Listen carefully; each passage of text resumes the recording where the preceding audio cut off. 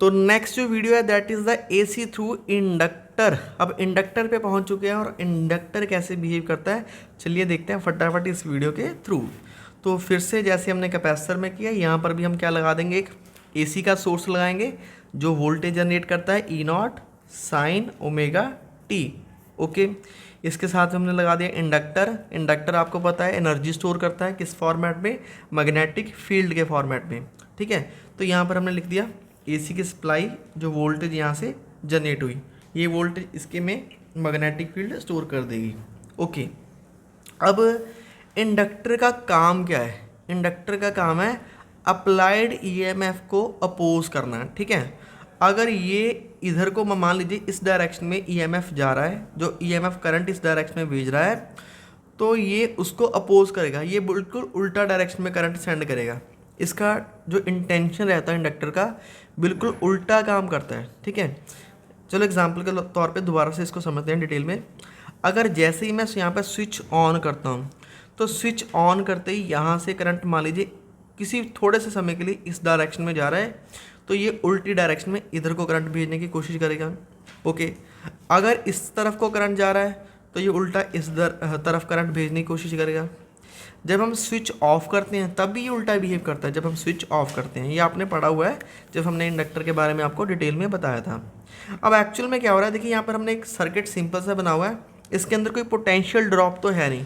Potential drop तब होगा अगर मैं यहाँ पर डीसी की पावर सप्लाई लगाऊंगा, यहाँ पर कोई पोटेंशियल का ड्रॉप है नहीं, ये लगातार वेरी कर रहा है। अब एक्चुअल में क्या हो रहा है, ये तो है जो अप्लाइड, यहाँ से जो मैं अप्लाइड कर रहा हूँ इसको मान लेते हैं V, that is the V applied. और ये जो है इसके अंदर जो वोल्टेज डेवलप होता है, ये हमने पढ़ा हुआ है इंडक्टर के अंदर कितना वोल्टेज डेवलप होता है, that is minus L D I upon D T. ये जो है इंड्यूस्ड ईएमएफ होती है इंडक्टर के अंदर, इंड्यूस्ड ईएमएफ। तो ये उल्टी डायरेक्शन में डेवलप होगा तो ये माइनस हो जाएगा। ठीक है, ये वाला अप्लाइड वी और ये minus L into D I by D T, ये इंड्यूस, दोनों की डायरेक्शन उल्टा है तो इसको माइनस करेंगे। तो ये वी जो है, अब इसको मैं रिप्लेस कर देता हूँ लेटर ई से, इसको मैं ई लिख लेता हूँ, जो वोल्टेज अप्लाई कर रहे हैं ई। और ये जो माइनस वाला फैक्टर है इसको राइट साइड लेके जाएंगे तो ये हो जाएगा प्लस। ठीक है, अगर आप इतना उलझना नहीं चाहते हैं तो बिल्कुल सिंपल लैंग्वेज में आप याद रख सकते हैं, जो इंडक्टर है इन ईएमएफ इंड्यूस कितनी करता है, ये करेगा minus L D I upon D T. ठीक है, तो बिल्कुल इसके उल्ट जो हम अप्लाई करेंगे वो यहाँ पर जो नेगेटिव निशान है वो चेंज हो जाएगा। नहीं, नेगेटिव निशान किस में चेंज हो जाएगा, पॉजिटिव निशान में। ये वाला अप्लाइड है, E is equal to L D I upon D T, that is the applied. ठीक है, ये हम ईएमएफ अप्लाई कर रहे हैं। ठीक है, आप ऐसे इसको स्टडी कर सकते हैं। ओके, तो अप्लाइड ईएमएफ हो गया L D I upon D T. अगर माइनस का निशान होता तो वो होता है इंड्यूस, क्योंकि इंड्यूस अप्लाइड को अपोज करता है। यहाँ से डी आई की वैल्यू निकाल लेती है, डी आई की वैल्यू क्या निकल के आएगी, ये इधर मल्टीप्लाई हो जाएगा, एल नीचे के डिवाइड हो जाएगा, आपके सामने ही आ रहा है। ओके, अब जो ई है that is the E M F, E M F की वैल्यू क्या है, E naught sine omega T, यहाँ पे पुट करेंगे E naught sine omega T, ये डी टी ऐसे ही रहेगा, ये एल ऐसे ही है। ये डी आई क्या है, D I is the current at any instant. जैसे ए सी करंट का पिक्चर कुछ ऐसे होता है। ठीक है, ये है करंट, ये इंक्रीज़ हो रहा है, इंक्रीज़ हो रहा है और इंक्रीज़ हो रहा है, इसके बाद डिक्रीज़ हो रहा है, डिक्रीज़ हो रहा है, डिक्रीज़ हो रहा है। तो करंट कभी इंक्रीज़ होता है कभी डिक्रीज़ होता है। ये डी आई करंट वो करंट है किस टाइम पीरियड के लिए, डी टी टाइम पीरियड के लिए। ये टाइम अप्रोच करता है ज़ीरो को। डी टी टाइम में आपके पास डी आई करंट है और कंडीशन क्या है, डी टी टाइम इतना छोटा है कि इस टाइम में करंट ने ना ही अपनी डायरेक्शन चेंज की हुई होगी ना ही मैग्नीट्यूड, तो that is the D I. Okay, अगर आप पूरे साइकिल के लिए करंट कैलकुलेट करना चाहते हो तो क्या करना पड़ेगा, इंटीग्रेशन करनी पड़ेगी। तो डी आई की इंटीग्रेशन क्या हो जाएगी, आई ई नॉट बेटा एक कांस्टेंट क्वांटिटी है, that is the peak value of AC, ये होता है पीक वैल्यू, ये कांस्टेंट है, इसका इंटीग्रेशन आप कर नहीं सकते।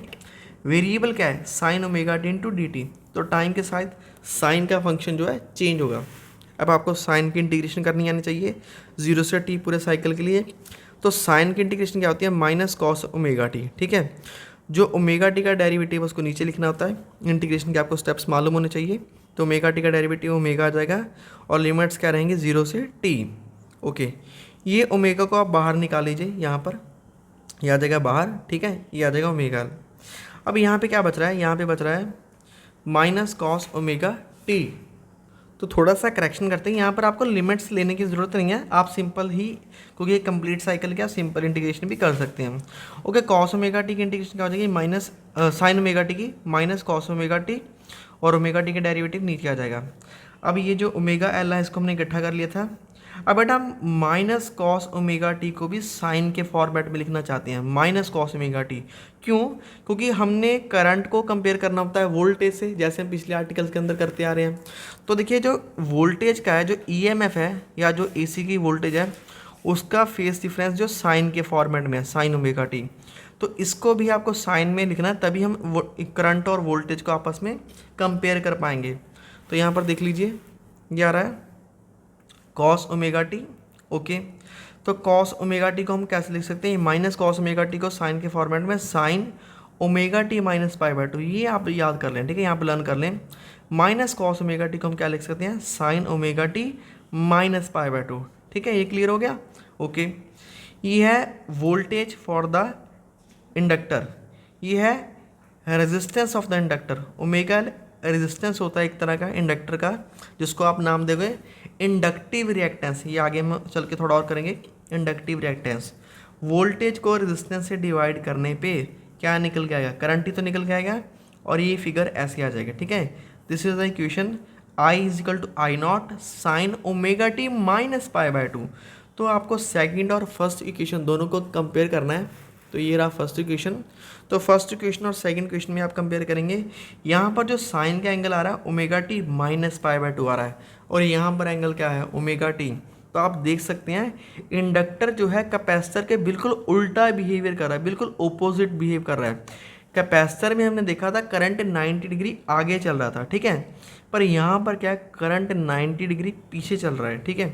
अब इसकी अगर मैं वेव डायग्राम और फेस डायग्राम बनाऊंगा तो सी हियर, पहले हम फेस डायग्राम की बात कर लेते हैं। तो फेस में क्या है, अगर किसी भी टाइम पे ये है ई नॉट, ई नॉट का एंगल क्या है, ओमेगा टी, ठीक है। तो ओमेगा टी से यहाँ पर 90 डिग्री पीछे जाना होगा, यहाँ से 90 डिग्री पीछे जाएंगे, ऐसे एरो लगाएंगे, तो ये वाली इक्वेशन किसके लिए रहेगी, करंट के लिए, आई नॉट।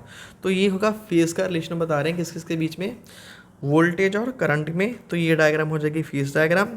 अगर इसकी मैं वेव डायग्राम की बात करूँ तो यहाँ इस तरफ होता है एम्पलीट्यूड और इस तरफ हो जाएगा टाइम पीरियड। अगर मान लीजिए किसी भी इंस्टेंट पे यहाँ पर इसकी इक्वेशन आ रही है, ये है ईएमएफ की वैल्यू या फिर वोल्टेज जो आप एसी को सप्लाई कर रहे हो, this is the voltage for the AC. अगर जब ये ज़ीरो होगा तो करंट तो 90 डिग्री पीछे चल रहा है इस बार, तो ये -1 से स्टार्ट होगा, ठीक है, तो ये ऐसे चलेगा, ठीक है जी। तो करंट इस बार पीछे है, जब हमने कैपेसिटर में बनाया था तो करंट यहाँ से स्टार्ट हुआ था। तो अब आपको डिफरेंस समझ में आ रहा है, तो ये ऐसे चल रहा है, क्लियर है बच्चों। तो ये आपको डायग्राम बिल्कुल समझ में आ चुकी है। ओके, अब थोड़ा सा पार्ट जो हमने डिस्कस करना है इसके बारे में, that is about the omega L. Omega L क्या होता है, देखिए ओमेगा एल क्या है, ओमेगा एल को हमने नाम दिया है इंडक्टिव रिएक्टेंस, या फिर हम बोल सकते हैं effective resistance of inductor, effective resistance of inductor through AC. जब हम क्या लगाएंगे, इसको एसी लगाएंगे। अगर हम एसी सप्लाई लगाते हैं तो एसी सप्लाई में जो इंडक्टर की रेजिस्टेंस उसको नाम दिया इंडक्टिव रिएक्टेंस। ओके, ओमेगा की वैल्यू क्या होती है बेटा, ओमेगा की वैल्यू हो जाएगी 2πf, ये एल ऐसे ही रहेगा XL। एंगुलर फ्रीक्वेंसी को लीनियर फ्रीक्वेंसी में कैसे लिखते हैं, 2πf। अगर मैं डीसी की बात करूं बेटा, फ्रीक्वेंसी कितनी होती है, डीसी की फ्रीक्वेंसी होती है 0, डीसी की फ्रीक्वेंसी हो जाएगी 0, तो XL भी कितना हो जाएगा, 0 हो जाएगा। मतलब इंडक्टिव रिएक्टेंस 0 हो जाएगी डीसी के लिए। अगर रेजिस्टेंस 0 हो जाएगी तो करंट का फॉर्मूला क्या होता है, वोल्टेज डिवाइड बाय रेजिस्टेंस, ठीक है। अगर रेजिस्टेंस 0 है तो करंट क्या हो जाएगा, इनफाइनाइट हो जाएगा, बहुत ज़्यादा हो जाएगा। तो ये बात क्लियर है कि जैसे हमने पिछली वीडियो के अंदर पढ़ा था कि कैपेसिटर जो है डीसी को ब्लॉक कर रहा है, पर इंडक्टर बिल्कुल उसके उल्टा चल रहा है। इंडक्टर जो है डीसी को आने देता है, इंडक्टर में जो डीसी करंट है वो बहुत आसानी से, बड़ा इजीली पास हो सकता है, इवन इनफाइनाइट करंट आप पास कर सकते हो। अगर मैं बात करूँ एसी की, एसी में क्या होता है, एसी की फ्रिक्वेंसी होती है 50 हर्ट्ज़। तो यहाँ पर अगर मैं 50 पुट करूँगा तो हमारे पास कोई ना कोई फाइनाइट रेजिस्टेंस निकल के आएगी, ठीक है। यहाँ पर 2 पाई कितना होगा 22.7, एफ हो जाएगा 50, एल इंडक्टर की इंडक्टेंस की कोई ना कोई वैल्यू होगी। इन सब को पुट करने पे जो हमारे पास एक्सएल निकल के आएगा उसकी कोई फाइनाइट वैल्यू होगी। इसका मतलब ये एक फाइनाइट वैल्यू दे रहा है हमें। अगर इसकी कोई फाइनाइट वैल्यू है तो इसका मतलब इसकी कोई ना कोई रेजिस्टेंस है। अगर रेजिस्टेंस है तो करंट कम होगा। इसका मतलब ये है कि जो कंप्लीटली 100% तो नहीं मैं बोलूँगा कि 100% जो है ब्लॉक हो रहा है एसी करंट, ऐसा नहीं है। कोई फाइनाइट वैल्यू तक ही जो है ब्लॉकेज हो रही है एसी करंट की थ्रू द इंडक्टर। तो आप लिखेंगे AC will try to oppose the inductor. ठीक है, कितनी वैल्यू तक? एक फाइनाइट वैल्यू तक अपोज करता है। और आपने वैसे भी, जब मैंने आपको इंडक्टर के बारे में पहले पढ़ाया था, इंडक्टर का आपको बताया था, इंडक्टर जो है सिर्फ स्टार्टिंग में अपोज करता है। अगर मैं यहाँ पे पावर सप्लाई को लगाऊंगा तो ये स्टार्टिंग में अपोज करता है, बाद में ये अपोज करना बंद कर देता है। तो ये कहानी होगी इंडक्टर की। अब थोड़ा समरी करते हैं इंडक्टर के में और कैपेसिटर के बारे में। सबसे पहले ये था इंडक्टर, और ये था कैपेसिटर, और ये थी रेजिस्टेंस। तीनों टॉपिक पढ़ चुके हैं। रेजिस्टेंस में अगर वोल्टेज का इक्वेशन ये है तो करंट का इक्वेशन भी ये है, नो फेज डिफरेंस, इसमें कोई फेज डिफरेंस निकल के नहीं आया। कैपेसिटर में क्या पढ़ा? अगर ये ईएमएफ है तो करंट आगे चल रहा था, ये था आई नॉट, कितना डिफरेंस था? 90 डिग्री का फेज डिफरेंस था। इंडक्टर में क्या हो रहा है? इंडक्टर में अगर ये इक्वेशन करंट की है, ठीक है, ये वोल्टेज की है आई नॉट, तो करंट पीछे चल रहा है आई नॉट 90 डिग्री पे। ठीक है, तो ये इन तीनों की स्टोरी निकल के आई। अब देखते हैं डीसी की वैल्यू करते हैं। डीसी में कौन अपोज करता है? डीसी को कैपेसिटर अपोज करता है। ठीक है, कैपेसिटर क्या कर रहा था? ब्लॉक कर रहा था। और एसी कौन अपोज कर रहा था? इंडक्टर। ये सारी इसकी स्टोरी हमने जो समरी आपको शॉर्टकट में बता दी। एसी को इंडक्टर क्या करता है? अपोज करता है, टोटली ब्लॉक नहीं करता। तो अपने हम तीनों का बिहेवियर अलग अलग से स्टडी कर लिया है। अब जो नेक्स्ट वीडियोस आपको मिलेंगी कंपैरिजन में मिलेंगी। कभी हम इन दोनों को कंबाइन करेंगे, कभी इन दोनों को कंबाइन करेंगे, और एट द लास्ट हम तीनों को भी कंबाइन करेंगे। और तीनों को कंबाइन करने के भी देखेंगे कि तीनों कैसे बिहेव करते हैं। वीडियो अच्छा लगे तो प्लीज़ लाइक शेयर सब्सक्राइब करें। Thanks to watch the video. इसी के बिहाफ पे आपसे जो एग्ज़ाम में कुछ क्वेश्चंस पूछे जाते हैं वो कैसे पूछे जाते हैं, चलिए आपको करके दिखाते हैं। ये हमने एक इंडक्टर लगाया, इस इंडक्टर को आगे जाके हम यहाँ पर अटैच कर देते हैं एक बल्ब। ठीक है, और इस को हमने सप्लाई लगा रखी है एसी की सप्लाई। तो आपको इस बल्ब का नेचर बताना है। तो नेचर क्या होगा बेटा? देखिए, जब हमने यहाँ पर एसी सोर्स लगाया, हमें पता है जो इंडक्टर है हमारी अप्लाइड ईएमएफ को या अप्लाइड वोल्टेज को क्या करता है? अपोज करता है। तो स्टार्टिंग में ये बिल्कुल डिम चलेगा, बिल्कुल डिम। थोड़ी देर बाद ये जो इंडक्टर है अपोज करना बंद कर देता है, तो थोड़ा सा ये फास्ट ग्लो करेगा। ठीक है, और उसके बाद लास्ट में ये टोटली ऐसे ग्लो करता रहेगा। मतलब स्टार्टिंग में ये अपोज करता है, तो फर्स्ट एक्शन होगा इसका डिम, और उसके बाद ये ग्लो करेगा। ठीक है जी, और बिल्कुल स्टार्टिंग में तो बिल्कुल ऑफ ही रहेगा। ठीक है, जब बिल्कुल स्टार्टिंग में बात करें, क्योंकि स्टार्टिंग में ये बहुत ज़्यादा अपोज करता है, तो आप ऐसा लिखिएगा फर्स्ट नंबर पर ये बिल्कुल ऑफ रहेगा, क्योंकि इंडक्टर अपोज बहुत ज़्यादा करेगा।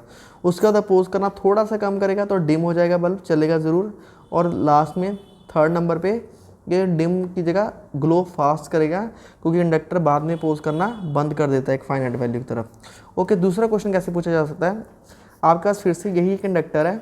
ओके, फिर से हमने यहाँ पर एसी की सप्लाई लगाई हुई है और यहाँ पर बल्ब लगा दिया। ठीक है, तो क्वेश्चन में चेंज क्या है? अब ये जो कॉयल है ये खाली नहीं है, इसमें हमने एक आयरन का रॉड इंसर्ट कर दिया, इसके बीच में ना ऐसे आयरन का रॉड इंसर्ट कर दिया। अब सप्लाई फिर से क्या लगी हुई है? एसी लगी हुई है। तो इसकी ब्राइटनेस मान लीजिए पहले इसकी ब्राइटनेस थी 100। कितनी ब्राइटनेस थी? 100। अब जब मैं आयरन रॉड इंसर्ट कर दूंगा तो इसकी ब्राइटनेस कम हो जाएगी या ज़्यादा हो जाएगी? तो आंसर है बेटा ब्राइटनेस और कम हो जाएगी, 90-80 कम हो जाएगी। क्यों कम हो जाएगी? देखिए, ये जो इंडक्टर है इसकी कुछ ना कुछ इंडक्टेंस तो पहले ऑलरेडी है। इंडक्टेंस इसकी क्या है? एल है। मतलब जो इसकी इंडक्टेंस होती है वो अप्लाइड वोल्टेज को क्या करता है? अपोज करता है। एसी के अप्लाइड वोल्टेज को अपोज कर रहा है। जैसे ही हमने इसके अंदर आयरन का रॉड इंसर्ट किया तो आयरन के रॉड का भी एक इंडक्टेंस पैदा हो जाएगा, वो भी उसको अपोज करेगा। क्योंकि आयरन के रॉड, जो रॉड हमने इसमें डाला है, तो आयरन की रॉड में एसी करंट जाएगा। एसी करंट जाने से इसमें मैग्नेटिक फील्ड भी पैदा होगा। वो मैग्नेटिक फील्ड एक तरह का एडी करंट भी प्रोड्यूस करता है। हमने एडी करंट को ही पढ़ा हुआ, वो भी इसको क्या करेगा? अपोज करेगा। तो इस रॉड को डालने से इस बल्ब की ब्राइटनेस और कम हो जाएगी, 100 से 90-80 कुछ भी हो सकता है।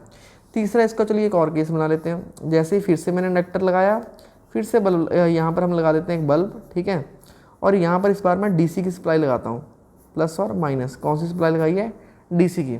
अब क्या होगा, देखिए डीसी की सप्लाई में क्या होता है, पहले तो ये इंडक्टर है, ये डीसी को अपोज नहीं करता, हमें पता है, ये सीधा ही फास्ट ही ग्लो करेगा, ठीक है।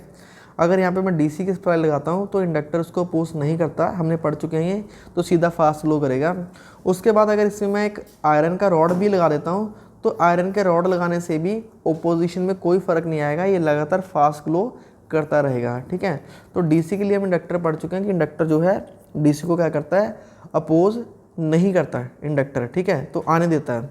अगर मैं फिर से क्या कर देता हूँ, अब दूसरा लगाते हैं, यहाँ पर मैंने लगा दिया एक कैपेसिटर और यहाँ पर लगा देते हैं एक बल्ब और यहाँ पे लगा देते हैं पावर सप्लाई, कौन सी, एसी के पावर सप्लाई लगा देते हैं। अब ये बल्ब चलेगा कि या नहीं चलेगा, तो हमें पता है जो कैपेसिटर है वो एसी को तो लॉ करता है, चलेगा, बिल्कुल फास्ट चलेगा, ठीक है। अगर एसी को हटा के यहाँ पर मैं डीसी लगा देता हूँ तो क्या होगा, तो डीसी में कैपेसिटर किसको ब्लॉक करता है, डीसी में, उस केस में ये बिल्कुल नहीं चलेगा। तो इस तरह से आपको एग्जाम में क्वेश्चन आते हैं, तो आपको देखना है कि पावर सप्लाई कौन सी है और उसको कौन सा पैरामीटर अपोज कर रहा है, कौन सा नहीं अपोज कर रहा है। तो इस तरह के भी यहाँ पे ये क्वेश्चन आते हैं। ये मैंने वही क्वेश्चन करके दिखा हुआ है, एसी लगा रखा है तो बल्ब क्या हो जाएगा, पहले डिम चलेगा, इंडिकेटर लगा रखा है, bulb will glow from dim to fast, dim से फास्ट चलेगा और स्टार्टिंग में बिल्कुल ऑफ होगा। दूसरे वाले में अगर मैं डीसी की पावर सप्लाई लगाता हूँ यहाँ पे डीसी की, bulb will go immediately fast, तो डीसी लगाने से तो ये फास्ट चलेगा।